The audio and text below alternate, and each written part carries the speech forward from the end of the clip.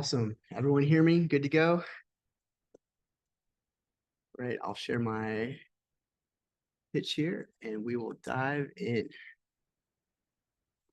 So I've got a timer for 10 minutes, so we definitely have time for questions. So if anyone has questions, feel free to bring them up at the end. So my name is Chris Casper. I'm the founder of Techless. We create healthy technology. Right now, the world is facing this problem. We're all feeling it. The movie The Social Dilemma came out a few years ago, and everyone's talking about this problem around social media and smartphones and getting screen time addiction and all this type of stuff is going on right now. There's definitely a problem.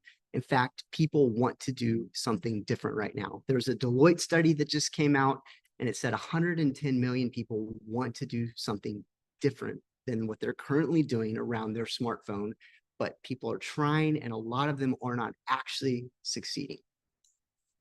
And so we take a step back and look at unhealthy trends that have hit the world in general, everything from cigarettes to fast food. There's this like, hey, this magical moment, like when Steve Jobs presented the iPhone for the first time into the world. And then we realize, wait a second, something's not quite right. This stuff is making us fat. This stuff is killing us.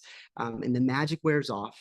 And when it comes to the smartphone cycle, we're there right now. There are so many people looking for something different, but there's still opportunity for a company, a brand to step in and provide the solution. There's a lot of cultural momentum right now. So take a step back and look at what's out there currently in the market. There's dumb phones, minimalist phones out there. People buy them aspirationally. I love this idea. This is something that's really cool to try. But at the end of the day, many of them end up getting put back into drawers. They're gathering dust. It's just very difficult to live life in a smartphone world with a dumb phone, a pure dumb phone. And then on the other side, we have big tech, Apple, Google. These guys are making so much money on the attention economy. This is the revenue that they're making on your eyeballs on a screen that they do not genuinely want to change anything. They throw out little things here and there, just like McDonald's offers salad on the menu, but they're not willing to take fundamental changes, nor should they. It would probably be illegal for them. Their shareholders would revolt and file a lawsuit if their revenue from the App Store started decreasing because of less screen time. And so there's nobody really solving something in between. Techless is solving the in-between, between a minimalist phone and a full-fledged smartphone. We have been around for 5 years now. We've sold thousands of Wise Phone 1s. We sat down and had a Google product manager. We had some amazing people involved in the team. Gen 1 Wise Phone had Josh Benko. He was the team lead for creating iPad, come down, help define what this product should be. And Wise Phone 2, about a year ago, we sat down and interviewed a bunch of people that bought Wise Phone 1 and a bunch of people that didn't buy Wise Phone 1 and said, hey, what should we do? Very intensive. I had a Google product manager who brought in $1 billion in revenue for Google, lead this intensive research project and said, hey, we need something between a smartphone and a dumb phone. We need a healthy phone. It looks like a minimalist phone, but it has third-party tools. And so we've been working hard on it. We've been doing software development for about 4.5 years now. And we have created this thing that the market really wants. We have complete control over it. We own the OS. We own the independent apps. We've made them all from the ground up. We can control everything. We have software that goes all the way back to the device manufacturing level and gets written on a chip one time that cannot be rewritten. And the truth is, that is what it takes in order to truly present a healthy phone that doesn't monetize your attention. There's workarounds or loopholes if you do anything else. So my favorite part of this process, when we went and talked to previous users, we did probably 20 hour-plus interviews and then compiled the information. And I'm super excited because companies that create value for people in the world are the ones that succeed. They last forever. They transcend the challenges that startups typically face. And everybody's life was changed in a profound way. Everybody felt feelings of peace, freedom. There were that very first month, there was always a little bit of a hurdle of reshuffling or reorganizing my life to use this device. But afterwards, it was just amazing. And we actually are changing lives, which I think is a really good sign for the long-term value of what Techless is bringing to the table. Some statistics: Wise Phone 1, we sold out. Wise Phone 2, we have just this week, last week actually, we shipped our first early access 100 devices. We've sold thousands of Wise Phones 1s. We've pre-ordered right around almost 2,000 Wise Phone 2s. We're getting close to that number. And we've been accepting pre-orders for a while now. That shows the market's confidence in something that we've made that we're not even shipping yet. But I think the proof is in the pudding. Hey, 99% of our users actually use Wise Phone 1, which is a painful device to use. It's like going to a gym or working out or eating healthy food. There's a convenience cost associated with that. For us to make an inconvenient product that people actually use is truly a magical thing. Our Net Promoter Score, it's 60. This is better than Apple, or it's the same as Apple. It's better than Google, better than Chick-fil-A. Our brand is amazing. These are people that are using the phone. They love it. They love what we stand for. They love what we're doing here. And our newsletter, we just crossed right around 11,000, which is inbound marketing for us. And we have literally double click-through rate and double the industry standard on open rate, which means the brand is sticky. Wise Phone 2, we're working on it. The big difference between Wise Phone 1 and Wise Phone 2 is Wise Phone 1, we built every app. We own the whole tech stack. It's a complete walled garden. Wise Phone 2, we allowed third-party tools. Carefully curated. We have this thing called the Techless tool drawer, where we are rating apps on how healthy they are, and have some very clear philosophical boundaries that fall in line with what is good for us versus what's bad for us. And we are allowing third-party tools on the device. So medical tools, navigation, you can go to the airport. I just traveled to London for 2 weeks and I used a Wise Phone 2 and it worked seamlessly. And I could not have done that on Wise Phone 1. High level, we are also bundling it with SaaS. We are selling the phone for about 50% margin. And then we have carrier plans where we're selling calling, texting, software, bundled with this, and people are doing it right now. So there's a SaaS component to it. The customer journey doesn't end when they buy the device. We had some pretty exciting partnerships. DeAndre Jordan with the Denver Nuggets is an official affiliate. We have around 60 other affiliates, and they're driving about a third of our revenue. Very sticky, it's a tight-knit group of people.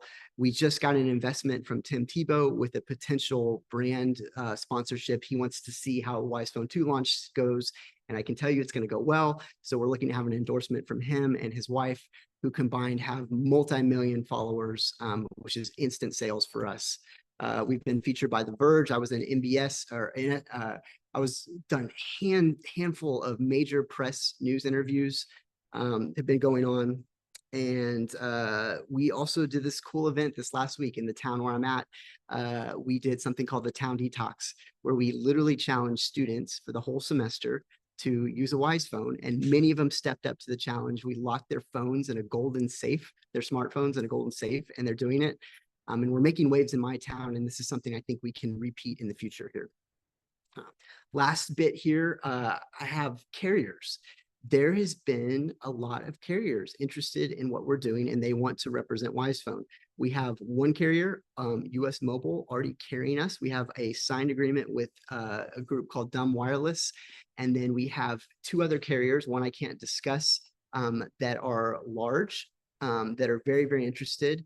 And we actually just got a signed letter of intent yesterday for distribution in 300 physical stores, with an intention to spread to 800 if we hit certain metrics in Europe and in the UK, which is fascinating. Super excited. A lot of traction can come from that. And we've already done some sales in downtown New York. So we're just starting to figure out how do we do this beyond our own distribution network. And to date, we've done nothing but direct to consumer sales.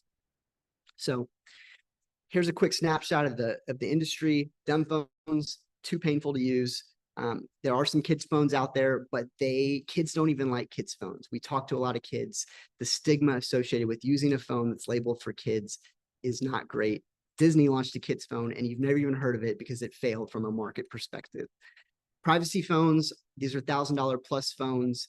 The very small percentage of the market actually care deeply about quantum encryption and privacy to the level of consumer demand. And then software solutions just don't work. Again, we had to go all the way back to the manufacturer to a chip that gets written one time that can't be worked around. Filtering software, all of these things, we've tested them and they all fail.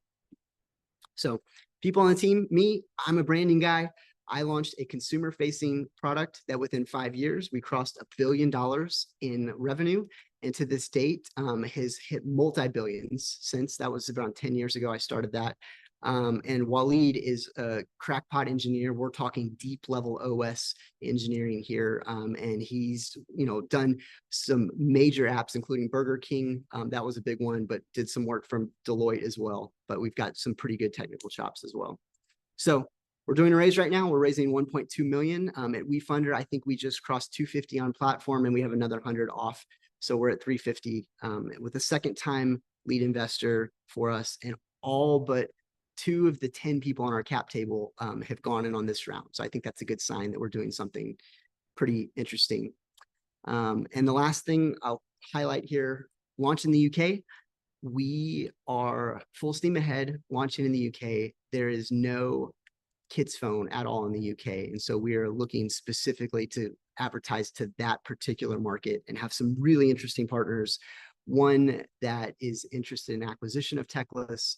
We've had 2 unsolicited acquisition offers already, but this partner is the one that I think has the cash and the availability. And so we're looking at co-launching with them and possibly within a year to a few years. Again, no promises here, but there is definitely some exit opportunity here around the UK launch. So that's it, high level. Happy to answer any questions you guys have. Thanks for your time. Awesome. Thank you so much for that, Chris. This is really awesome. One of the first questions that we have are, what are the challenges associated with ramping up manufacturing for the launch of Wise Phone 2, and how has your team handled them so far? Yeah, so I will say this is a challenge, and it's also a wonderful moat. What we've done is super difficult, and so it makes it very hard for other people to do what we're doing. The challenges for us, it sounds funny, but inventory financing has been one of the harder things. Like literally front loading, an order for 10,000 devices takes cash. And so we have to manage that on the financial side, and we have some partners that can help with inventory financing. And then just keeping projections on that. Like right now, we've shipped out 100 phones. We have another 1,500 we're going to go, but as of right now, we're shipping out in tranches instead of just, hey, it's here, it's available, it's ready. I've always said we're a software company. We did a Y Combinator interview. The president of Y Combinator says, Chris, don't touch hardware. And I said, yes, sir. I consider that wise, sage advice. And what we've done is done the least amount of hardware necessary. And we rely on third-party manufacturing, that we do very light customization of the hardware. But we've eliminated as much of that complexity as possible off of us in order to really focus on the value that we add. But it is a necessary part of the equation. So. Perfect. Another question that we have is, what research or evidence do you guys have that to support the long-term benefits of this approach to reducing screen time? So we've done a lot anecdotally. I mean, so one of the major research evidence is literally just people that use Wise Phone in general. Is the life transformation. We actually have a loneliness survey that we've started where we're sending people, having them fill it out when they first start, and then 6 months later we'll follow up, and we've seen marked improvements in loneliness, anxiety, depression. This is our firsthand research, but I think if you want to go down that rabbit trail, it is very, very easy. There's a book by Jonathan Haidt called The Anxious Generation. And he gained his research from a group called Sapien Labs. I talked with their founders. They are the leading researchers in this space. I highly recommend you read their information. All the white papers are out there. They're literally are doing research studies with 1 million people in them. Very substantive. And we're talking about doing a project together where they're looking at the town detox. This was a prototype test, but we're actually going to go and launch this at a complete community, like a complete school of 300 students, and find the before and after. But I would say read The Anxious Generation by Jonathan Haidt. Very heavy research driven, and it's very obvious that there's massive differences on screen time. There's direct correlation with anxiety, depression, mental disorders, and screen time. And then research anything you want on Sapien Labs. They're kind of our guiding light for this. So. Awesome. Yeah, so I think that might be all the time we have right now for questions. Again, if you have any others, feel free to visit the campaign page of Techless and use the Ask a Question feature. I'm sure Chris would be more than happy to answer any questions you do have.